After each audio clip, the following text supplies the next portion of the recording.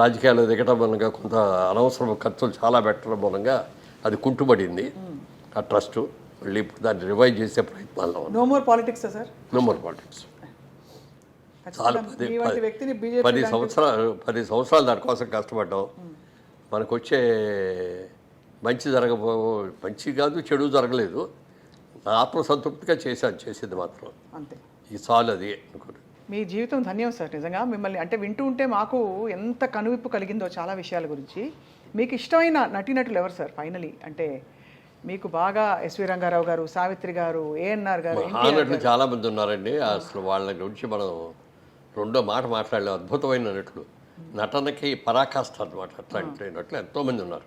అయితే నేను ఏ సినిమా చూసినా నా అభిమాని నటుడు అని సినిమా చూస్తాను, డెఫినెట్గా చూస్తాను. కానీ ఎవరు బాగా చేస్తే ప్రతి సినిమా చూస్తాను. ఎన్టీ రామారావు బాగా చేస్తే ఎన్టీ రామారావు సినిమా చూస్తాను, నాగేశ్వరరావు చేస్తే నాగేశ్వరరావు చూస్తాను, అట్లా చూస్తాను.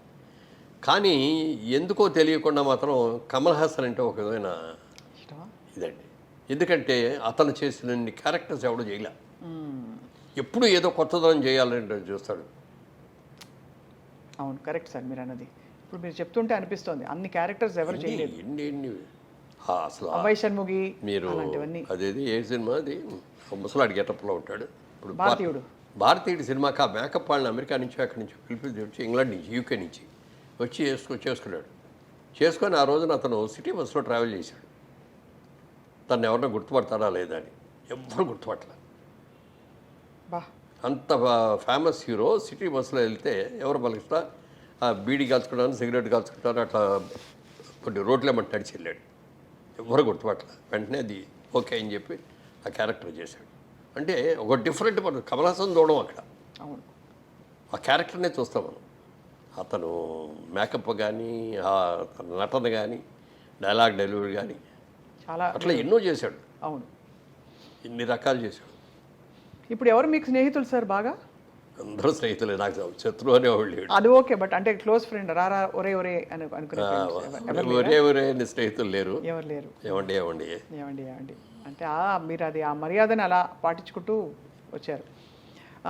అలాగే సార్ మీకు ఇష్టమైన పాటలు, ఎందుకంటే మీకు చాలా మంచి పాటలు పడ్డాయి.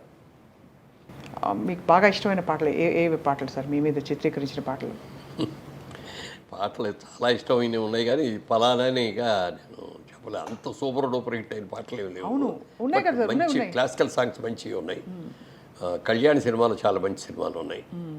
అలాగే జయసుధారాయణ చేసిన సిరిమల్లె పువ్వులే నవ్వు వచ్చిన నారి పాపల్లో అది ఒక అద్భుతమైన పాట. క్రాంతి కుమార్ తీసిన ఇంకో సినిమాలో దిక్కులు చూడకు రామయ్య పక్కనే ఉన్న పక్కన ఉన్నది సీతమ్మ, సిరిమల్లె నవ్వుల సీతమ్మ, ముందుకు రావే ముద్దుల గుమ్మ ముద్దుల గుమ్మ. అదే కదా సార్? కాబడుతున్నారు. థ్యాంక్ యూ సార్, పాడతాను. అలాగే వారాల అబ్బాయిలో కాకెమ్మ కాకి అని అందరూ కోయిల మీదను చిలకల మీద గోరికల మీద రాస్తారు. ఆ సినిమాలో కాకి మీద రాశారు. నా జీవితం కాకి లాంటిది, కాకి అందరికీ మేలే చేస్తుంది తప్ప అందరికి కీడు చేయదు అని చెప్పి ఆ కాకి మీద రాస్తూ చేసాం. తర్వాత కాకి మీద సినిమా తీస్తే ఎంత అయింది? అదేంటి బలగమా? బలగం పెద్ద హిట్ అయింది. మెయిన్ కాకే హీరో అందులో. అవును, ఆ కాకి మీద ఆ కాకి పిల్లని చేతితో పుచ్చుకొని పాడతా ఉంది. అది చాలా మంచి పాట. కల్పన కూడా మీదేనా సార్? మీ సినిమాయే. అందులో అనామిక కదా సార్ హిందీలో? కల్పన అదే అనామికాయే కల్పన కదా.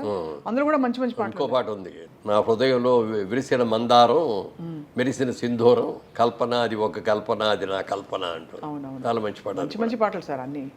ఏం యాక్చువల్లీ అంత సూపర్ డూపర్ హిట్ కాలేదు కదా, ఇవన్నీ ఇప్పటికి పాడుకుంటారు సార్ రియాలిటీ షోస్లో. అమరదీపంలో మంచి పాటలు ఉన్నాయి, చాలా ఉన్నాయి. మీరు డాన్స్ అవి ఎలా నేర్చుకున్నారు సార్? అలాగే స్టెప్లు?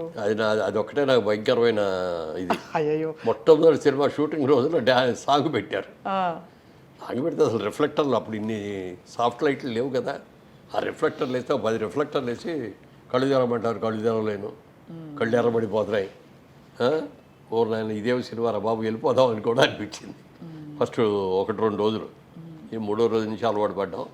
ఇక అప్పుడు ఏం చేసామంటే సాంగు డాన్స్ మాస్టర్ సుందర మాస్టర్ గారు అని తెలుసుగా, ఆయన మాస్టర్ మాకు మొదటి సినిమా జగమేమాయికి. ఆయనకేమో తమిళ్లో తప్ప ఇంకో భాష రాదు, నాకేమో తెలుగు తప్ప ఇంకో భాష రాదు. ఆయన ఏదో చెప్పేవాడు, నాకు అర్థమయ్యేది కాదు, కన్ఫ్యూజ్ అయ్యేవాడిని. అసిస్టెంట్ తారా మాస్టర్ అని అప్పుడు అసిస్టెంట్. ఆ తారా మాస్టర్ ఏమండి మీరు ఏమి ఇబ్బంది పెట్టకండి, నేను నేర్పుతానని చెప్పి ప్రొడ్యూసర్ కూడా చెప్పి రోజు రాత్రిపూట రిహార్సల్ చేయించేది ఆవిడ.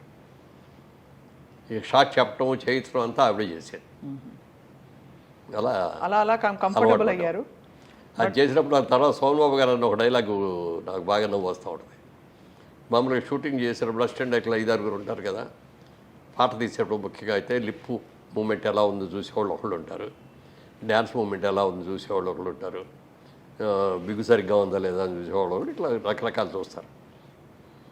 ఒక రోజున వచ్చి ఒక ఆయన, సార్ లిప్ సరిగ్గా కలవలేదండి అని అంటే, ఇగో ఇట్లా నా కండిషన్ పెడుతున్నా వాళ్ళు కాదయ్యా, మీకు లిప్ కావాలో హిప్ కావాలో చూసుకోండి, హిప్ కావాలంటే హిప్ మీద కాన్సన్ట్రేట్ చేస్తా, లిప్ కావాలంటే లిప్ మీద కాన్సన్ట్రేట్ చేస్తా. భలే భలే, నాకు అదే. సూపర్.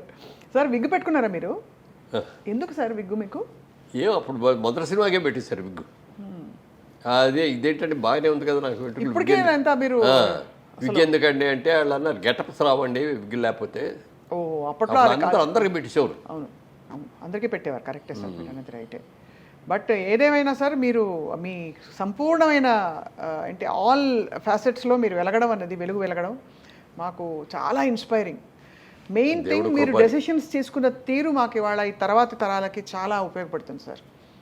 అండ్ ఇవాళ నేను మొట్టమొదటి నేను చేసింది, ఆచరించింది ఎవరికైనా చెప్పమంటే చెప్పేది కూడా, ఏ పని చేసినా కష్టపడి ఇష్టపడి చేయండి. ఇష్టం లేకుండా కష్టపడినా దానికి వాల్యూ ఉండదు.